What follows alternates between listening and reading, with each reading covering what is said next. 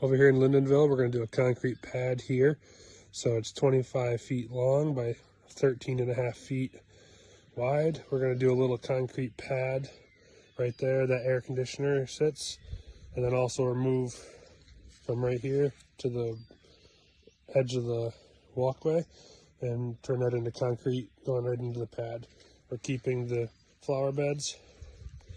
Then we're going to be doing total driveway refresher all throughout here. And we're going to bring new stone all the way up to the corner of the shed on this side, and then extend it about a foot and a half on this side, just going straight up to the shed.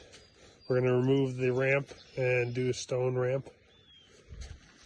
And then we're going to do the driveway, and we're also extending this driveway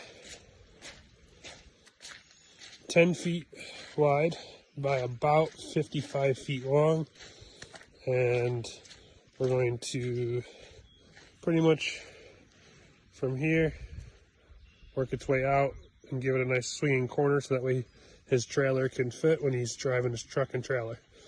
So yeah, we're over here in Lyndonville and start this project ASAP.